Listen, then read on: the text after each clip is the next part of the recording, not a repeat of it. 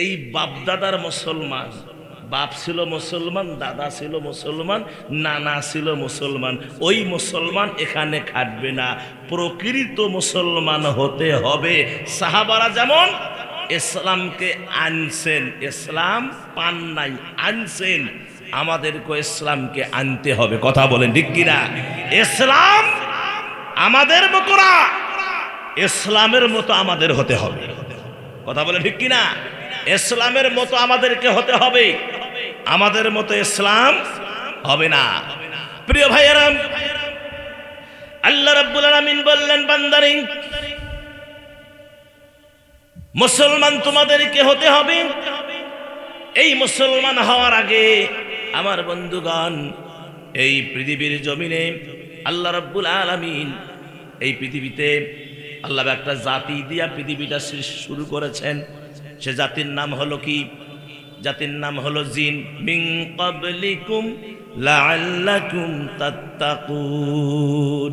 মিন ক্বাবলিকুম, আল্লাহ পাক বলেছে তোমাদের পূর্বে এই পৃথিবীতে যারা এসেছিল, তোমাদের পূর্বে এই পৃথিবীতে যারা এসেছিল আল্লাহ তাদেরকে সৃষ্টি করেছেন, তৈরি করেছেন গোলামির জন্য, দাসত্বের জন্য, ইবাদতের জন্য। তাহলে আমাদের পূর্বে একটা জাতি এই পৃথিবীতে এসেছিল, ছিল, আল্লাহ তাদেরকে ধ্বংস করে দিয়েছেন। সে জাতিটা হলো, কুরআনুল কারীমে আল্লাহ বলছেন, মা খালাকতুল জিন্না ওয়াল ইনসা ইল্লা লিয়াবুদুন। আল্লাহ পাক দুইটা জাতিকে, একটা হলো জিন আর একটা হলো ইনসান। জিন আর ইনসানকে আল্লাহর গোলামি, দাসত্ব এবং ইবাদত ইল্লা মানে ব্যতীত অন্য কোন উদ্দেশ্যে সৃষ্টি করেন নাই। সুবহানাল্লাহ কোন? তাহলে জিন গেল, এখন বিশাল একটা গ্যাপ। এই গ্যাপটা পূরণ করবে কিভাবে? আল্লাহ পাক এজন্য একটু পরামর্শ করলেন ফেরেশতাদের সাথে। কথা কোন ঠিক কিনা? ফেরেশতাদের সঙ্গে একটা পরামর্শ করলেন। সে কি পরামর্শ?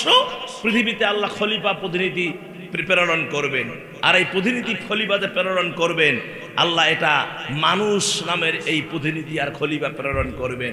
এখন আমার প্রশ্ন হলো ভাইজান, মানুষ যে আল্লাহ বানাবেন, এই মানুষ কি দিয়া তৈরি?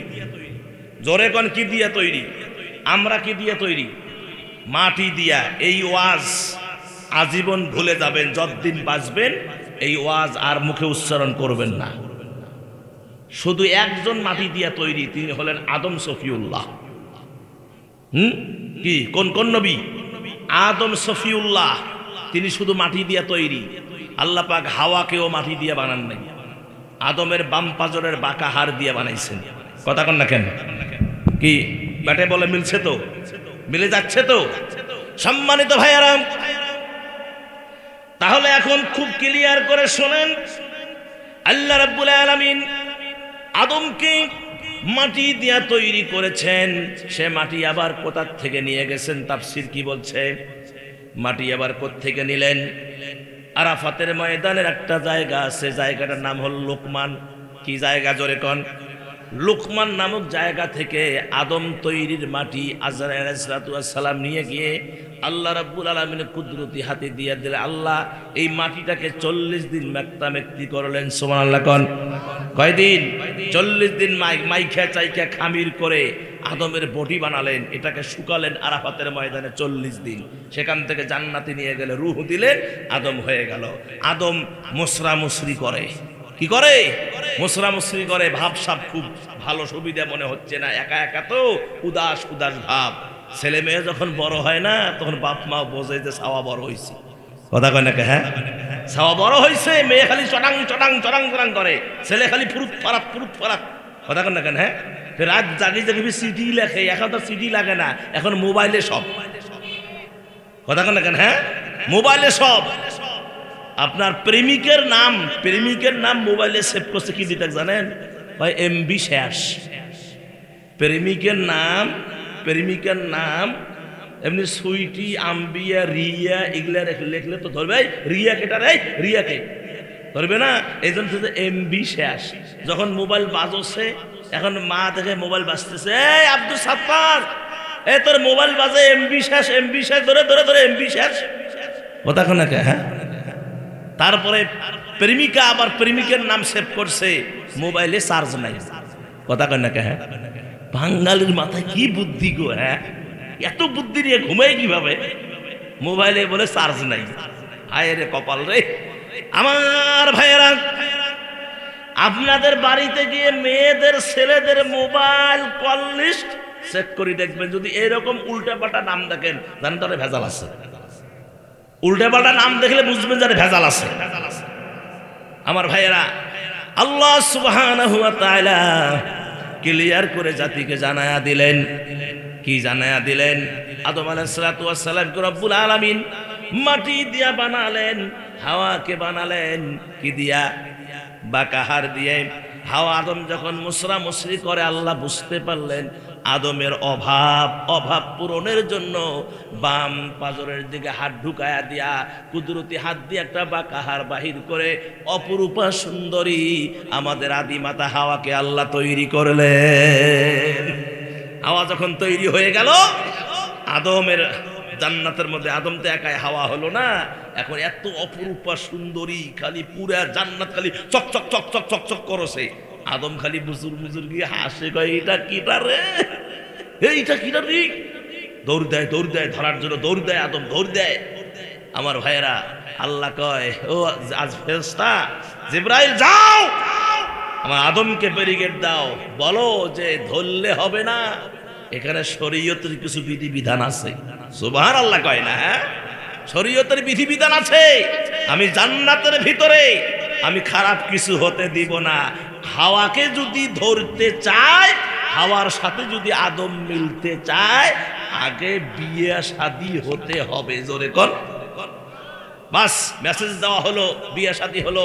দেনমোহর ছিল প্রিয় নবী মুহাম্মদ রাসূলুল্লাহ সাল্লাল্লাহু আলাইহি সাল্লামের প্রতি 3 বার দরুদ শরীফ। সুবহানাল্লাহ কোন। এই দেনমোহর হয়ে গেল, বিয়ে শাদী হয়ে গেল। আমার ভাই আল্লাহ পাক বললেন, যাও খাও ঘোরো জান্নাতে, ওই সাজারতা, ওই গাছের নিচে তোমরা গাছের কাছেও তোমরা কখনো যাবা না। যদি যাও তাহলে তোমরা কি হবে? ফাসেদ হয়ে যাবা, অর্থাৎ তোমরা কি হয়ে যাবে? ধ্বংস হয়ে যাবা, তোমাদেরকে জান্নাতে থাকতে দিব না। আমার ভাইয়েরা, যাই হোক, হিসাব অনেক। আদমকে আল্লাহ বানালেন মাটি দিয়া, হাওয়াকে বানালেন পাথর কি দিয়া, মানে কি বলে, হাড় দিয়া। তাহলে আমাদেরকে কি দিয়া বানাইছেন? খুব মনোযোগ দেন। তাফসীর কি বলতেছে? আমরা কিসের তৈরি? ওই হিসাবে তো মনে হয় আমরা প্লাস্টিকের তৈরি, নাকি? প্লাস্টিকের তৈরি কি? তাহলে এত স্যাম টাকা বাঙালি, এত মানুষ স্যাম টাকা, কথা শোনে না কে? আল্লাহ কয় নামাজ পড়ো, সে নামাজ পড়ে না।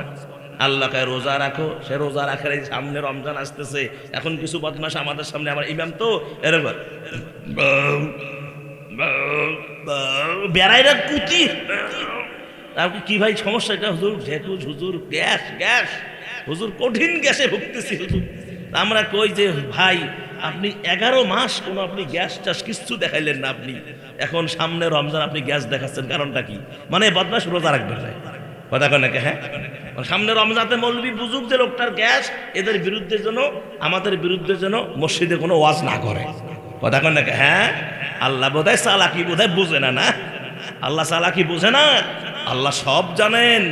তুমি আরো কি মক্কর করো মিয়া, আল্লাহর চাইতে বেশি তুমি পারো না। তুমি যেমন করবে আল্লাহ তেমন করবে। ফাজকুরুনি, তুমি যদি আল্লাহকে স্মরণ করো, আযকুরকুম, আল্লাহ তোমাকে স্মরণ করবে। তুমি যেভাবে স্মরণ করো আল্লাহ তোমাকে সেভাবেই স্মরণ করবে। কথা বলেন প্রিয় ভাইয়েরা, আল্লাহ রাব্বুল আলামিন মানুষকে কি তৈরি করলেন? এটা আমিও বলবো না, আপনিও বলবেন, এটা কোরআন বলবে। কি বলবে? জোরে বলেন। কোরআন বলবে। কোরআনুল কারীমের ভিতরে আল্লাহ রাব্বুল আলামিন জানিয়ে দিলেন, সূরা মুমিনুন 12 নম্বর আয়াত। সূরা মুমিনুন কয় নম্বর আয়াত? 12 নম্বর আয়াত। আল্লাহ পাক বললেন, লাকাদ খালাকনাল ইনসানা মিন সুলালাতিন মিন তিন। আমার আল্লাহ সুবহানাহু ওয়া তাআলা মানুষকে বানালেন মাটির নির্যাস থেকে, সুলালাতিম মিন তিন, মাটির নির্যাস থেকে। এখন যদি বলেন হুজুর আমরা সুজানগরের মানুষ, পাবনার মানুষ, বুঝলাম না, একটু ক্লিয়ার করে দেন। হ্যাঁ, প্রশ্ন আসতেই পারে। ক্লিয়ার কথা হলো, এই আয়াতের তাফসির হলো মিন সুলালাতিন মিন তিন, এর তাফসির হলো, এর ব্যাখ্যা হলো, এর বিশ্লেষণ হলো, আমার আল্লাহ রাব্বুল আলামিন বলে বান্দারে,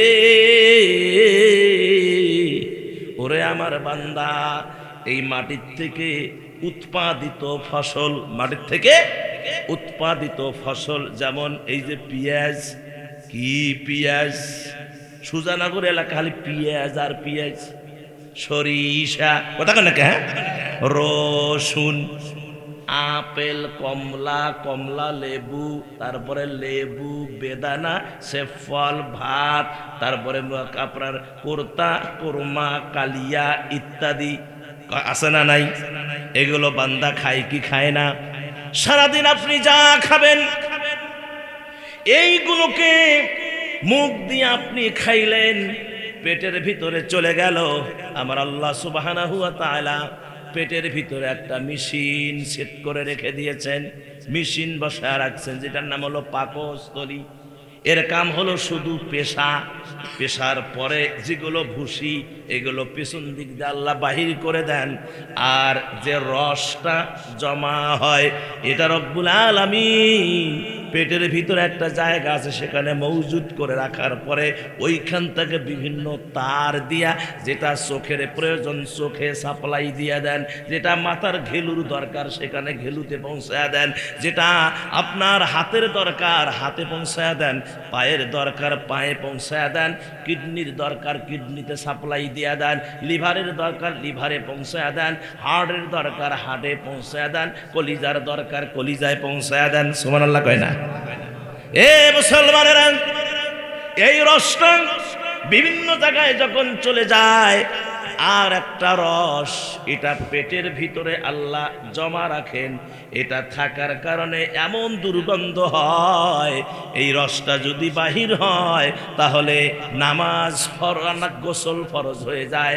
এই রস বাহির হলে তার নামাজ হবে না, রোজা হবে না, হজ হবে না, যাকাত হবে না, তেলাওয়াত হবে না, বন্দেগী হবে না, তাহাজ্জুদ হবে না, কিচ্ছু হবে না। মানে গোসল ফরজ হয়ে গেছে, গোসল না করা পর্যন্ত কোনো ইবাদত কবুল হবে না। আমার ভাই এখন আসেন, এখনো ক্লিয়ার হন নাই, ঠিক কিনা? আবার আসেন তাহলে। এখন এই রস পেটের ভিতরে আছে। মুসলমান ভাইয়েরা, আমার মা এবং বাবা দুইজনের বৈধ সম্পর্ক, হালাল কাজে যখন মা বাবা মিলিত হয়, বাবার থেকে দ্রুত গতিতে ওই নাপাক পানিটুকু মায়ের জীর্ণ কুঠিরের ভিতরে গিয়ে ঢুকে যায়। আল্লাহ কুদরতি কায়দায় ওই কুঠিরটাকে বন্ধ করে দেন। 40 দিন রিফাইন করে আল্লাহ ওই নাপাক রসটুকুকে আল্লাহ রক্তে পরিণত করেন। আবার 40 দিন রিফাইন করে আমার আল্লাহ সেটাকে গোস্তের টুকরা বানান। সুবহানাল্লাহ কোন? আমার রব্বুল আলামিন এই গোস্তের টুকরার উপরে একটা সুন্দর করে ছাউনি দেন। ছাউনি দিয়ে এই গোস্তের টুকরার ভিতরে আমার আল্লাহ হাত, পা, চোখ, নাক, কান, মাথা, ঘিলু, কিডনি, লিভার, হাড়, হাড্ডি সিটিং ফিটিং করে 10 মাস 10 দিন 9 মাস 11 দিন 8 মাস 12 দিন যার যেমন সময় পৃথিবীতে আসার আমার আল্লাহ মায়ের চিকন রাস্তা দিয়ে মায়ের কলিজার টুকরা সন্তান আল্লাহর ছোট্ট মেহমানকে আল্লাহ পৃথিবীর জমিনে পাঠায়া দেন। সুবহানাল্লাহ কর। সন্তান যখন আসে বলেন দাদার চিন্তা নাই, নানার চিন্তা নাই, নানির চিন্তা নাই, দাদির চিন্তা আছে নাকি? কারো চিন্তা আছে? সন্তান কি খাবে? আমার রব্বুল আলামিন এই চিন্তা কারো দেন নাই। কোনো বাচ্চার প্রধানমন্ত্রী প্রেসিডেন্টের দেন নাই। আমাদের আপনাদের এই পাবনার শাহাবুদ্দিন চুপ্পু স্যার কোনো টেনশন আছে নাকি? কথা কনাকে কোনো টেনশন আছে নাকি? কোনো টেনশন নাই। পাবনায় যত সন্তান জন্ম নেয় ওই শাহাবুদ্দিন সুপ্পু স্যারের কোনো মাথায় টেনশন, তো বঙ্গভবনে বসে আছে। টেনশন আছে? টেনশন কার? আমার আল্লাহ। কার টেনশন? সন্তান কি খাবে?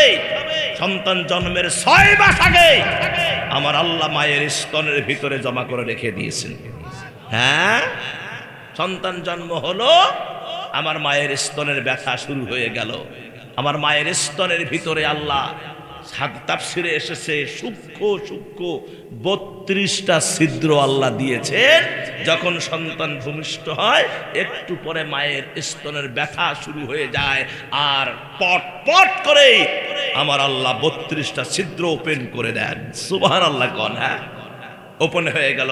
পৃথিবীর কোনো ডাক্তার আছে, পাবনা জেলার কোনো ডাক্তার আছে যে আপনার জন্মের, সন্তান জন্মের আধা ঘন্টা বা 1 সেকেন্ড আগেই মায়ের স্তন থেকে 1 ফোঁটা দুধ কোনো ডাক্তার বাহির করতে পারবে? ওর বাপের ক্ষমতা আছে কোন? যত বড় বৈজ্ঞানিক হোক, দার্শনিক হোক, যত বড় ডাক্তার হোক, 1 ফোঁটা দুধ মায়ের স্তন থেকে সন্তান জন্ম হওয়ার 1 সেকেন্ড আগে বাহির করতে পারবে না। সন্তান জন্ম হওয়ার পরে ডাক্তার দুক্তার কিচ্ছু লাগে না, আল্লাহ নিজেই সন্তানের খাওয়ার জন্য আল্লাহ সেই মানে আপনার মায়ের স্তনের সেই ব্যথা আল্লাহ কুদরতি কায়দায় শুরু হয়ে যায়। আল্লাহ যখন ছিদ্রগুলো ওপেন করে দেন, অটোমেটিক দুধ আসা শুরু হয়ে যায়। জোরে কোন সুবহানাল্লাহ।